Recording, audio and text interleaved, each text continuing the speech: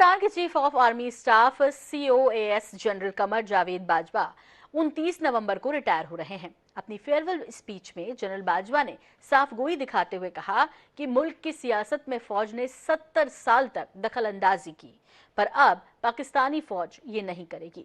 पाकिस्तान की राजनीति में सीधा दखल रखने वाली फौज ने आखिर ये फैसला क्यों लिया, जानते हैं इस रिपोर्ट में। पाक आर्मी चीफ का विदाई भाषण।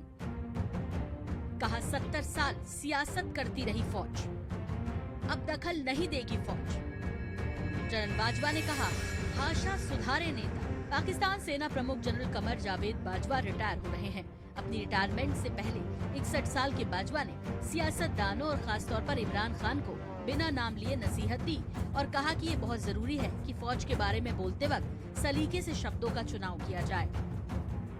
इमरान रहे टारगेट। सत्ता खोने वाले इमरान और उनकी पार्टी पाकिस्तान तहरीक-ए-इंसाफ यानी PTI ने फौज और इसके चीफ जनरल बाजवा को हर पब्लिक प्लेटफॉर्म पर गालियां दी। बाजवा ने कहा इमरान फौज के समर्थन से ही सत्ता में आए थे और जब हर मोर्चे पर नाकाम रहे तो फौज ने समर्थन देना बंद कर दिया, जिसके बाद खान की सरकार गिर गई। तब से इमरान जनरल बाजवा के खिलाफ आपत्तिजनक शब्दों का इस्तेमाल खुले तौर पर कर रहे हैं। इमरान ने बाजवा को न्यूट्रल, गद्दार, देशद्रोही और जानवर तक कह दिया।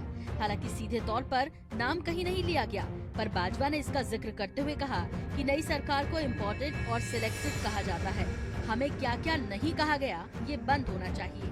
बाजवा ने आगे कहा कि बतौर आर्मी चीफ मैं आज आखिरी बार देश से बात कर रहा हूँ। फौज का 70 साल का सियासत में दखल रहा, पर पिछले साल फरवरी में हमने तय किया कि अब हम सियासी मामलों से दूर रहेंगे। मेरे जाने के बाद भी ये सिलसिला जारी रहेगा। कि हौसले और सब्र इस्तकामत को भी दाद देता हूँ और उनको यकीन दिलाता हूँ कि फौज कभी उनको तनहा नहीं छोड़ेगी और उनकी तमाम दुनियावी ज़रूरियात पूरी करने की भरपूर कोशिश करेगी। आर्मी कमांड के 6 साल मुद्दत में हज़ारों शोधा के घरों पे ताज़ियत के लिए गया और आफरीन है कि मैंने हमेशा इनके हौसलों को बुलंद पाया। फौज को बनाया जा रहा है विलन।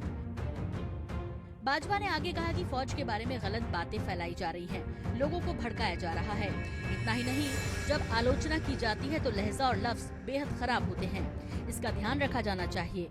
मैं ये नहीं कहता कि फौज से गलतियां नहीं हुई, और फौज ही क्यों, कोई भी इंस्टीट्यूशंस गलतियां कर सकता है। इसमें नेता और सिविल सोसाइटीज भी शामिल हैं।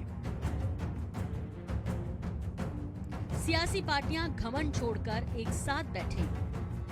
हाज़रीन, मैं वसूल से कह सकता हूं कि पाकिस्तान आज संगीन माशी मुश्किलात का शिकार है और कोई भी एक पार्टी पाकिस्तान को इस माशी बुरान से निकाल नहीं सकती, जिसके लिए सियासी इस्तेहकाम लाजिम है।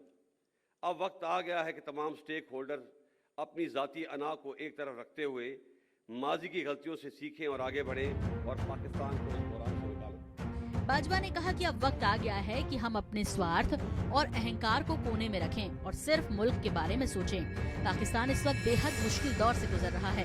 हमारी इकोनॉमी सबसे बुरे दौर में है। जरूरत इस बात की है कि सभी सियासी पार्टियां घमंड छोड़कर एक साथ बैठें, पुरानी गलतियों से सीखें और मुल्क को इन हालात से निकालें। हमें लोकतंत्र के रास्ते पर ही चलना होगा। सियासत में जीत हार चलती रही है और चलती रहेगी। Bureau report, international desk.